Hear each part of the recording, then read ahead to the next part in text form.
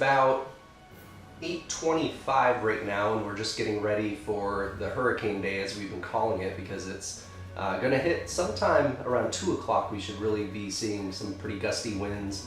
It's going to increase, especially by 5 o'clock. We're expecting really more on that tropical side of winds thing. And then throughout the night, this is all about 100-mile-an-hour winds in this area. Hopefully not quite that high. Hopefully it stays on the lower end of the estimates, which is 70 miles an hour. But those are going to be sustained winds through the night. So we just woke up a little bit. We're eating breakfast, and I thought I'd kick off the video so we can see a little bit about what we're doing inside.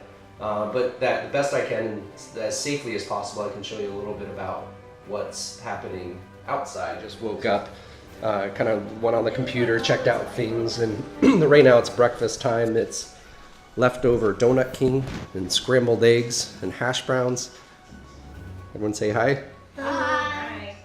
Because the eye is just barely hitting the keys, and the reports are showing really strong winds as expected. You know, we're already seeing bending palm trees in the area, in that area, I should say, in South Florida, because they're getting 155-mile-an-hour winds. What we have here now is light rain, very little wind. This is what they call the calm before the storm. We saw it again yesterday as well. The calm before the storm yesterday was really just a beautiful, beautiful evening, cooler weather, and really just a nice, beautiful breeze. And so we spent the day outside running around, but not much of anything going on, just a little bit of rain.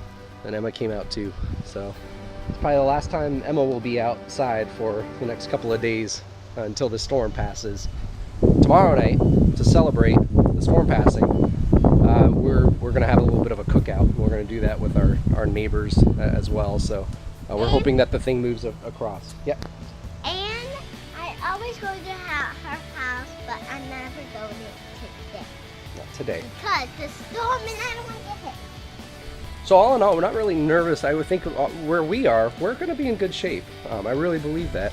Now we're concerned about tornadoes. That's the thing we're worried about most. You know, not to say there won't be some tree damage, but for us, we have such small trees in it's a newer neighborhood. We have some smaller trees. The one we're most concerned about is the one we brought back from Hawaii with us, which is right there. I don't know if that will be here when this whole thing is said and done. So there's a guy in town who used to own an oyster bar that's up the road from here. We had two of them at one point in the city, and now we're down to one. About 4 years ago, he sold the place, and he decided to become more of a captain of boats, and he sends boats around. He was on Facebook earlier this morning and showing pictures of where he's hanging out for the storm, which, believe it or not, is in Miami, docked on a boat that he's there to protect and bring to a spot that's going to protect it. And he's riding out the storm there in Miami. I don't think it's the wisest idea. He thinks he's going to be just fine. I pray that he will be too. He's certainly a nice guy, and he wrote a book recently about a lot of his off-the-grid travels. The concern here, though, is that I just don't think we know the power of the storm. And I think that's what I'm hearing most in terms of frustration from people. Is we started out 3 days ago thinking this is going to hit the East Coast. It's now hitting the West Coast. Everyone's being affected in some way, shape, or form. And the running joke is, well, we know it's going to drop from 1 inch of rain to 50 inches of rain. We know it's going to be from 3 hours long up to 3 days long.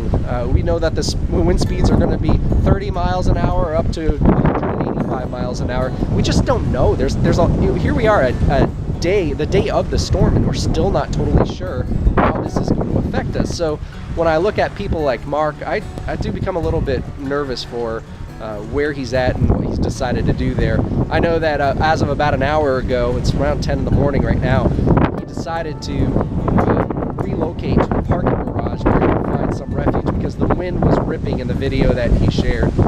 But it's going to be an interesting story that I'll personally follow. I've met Mark a few times, and we certainly pray for him and hope that he's out of harm's way. All right, so I'm in the backyard right now, and as you can see, it's raining. It's really your normal rainstorm right now. It's about 1 o'clock right now. The storm is 228 miles from us. Now, what's happened in the last hour, which is really interesting, is the track has shifted not west because it's been floating west a little bit more and more. It's shifted east, which means it's going to be closer to us if it continues on the track than what we were thinking about 6 to 9 hours ago. So we'll see what that means in terms of wind speed and what that does for our area. Right now, just some rain. There are some gusts every now and then. We kind of hear a pickup of gusts of rain. I think really the news right now is what's happening in South Florida. The storm has yet to hit the Miami area specifically. That eye is still creeping up, but we're already seeing flooding in that area. Nicole and I were looking earlier online and saw the JW Marriott, which I've stayed at a few times, and it's right on Biscayne Avenue, and there's flooding on that street already. So as the surge continues, we're going to see more and more of that, and I think it's going to have a greater impact there. We'll see how Miami fares all in all. I don't think there's a lot more to report. What I'm hoping to do is to give you more information as we continue on the day and into the night. This is going to be all night long. It's going to be all morning long as well. Right now, you can see we have this retention area back here, and this retention area will fill up with water as the day continues, but I don't think it'll be anything drastic. We may see it more full than we've seen it in the past, but all in all, I don't think it's going to be anything drastic. I got to look at the rain totals and what is expected now with the new forecast, but I think in this area we're looking at about 8 inches of rain here in the greater Clermont area.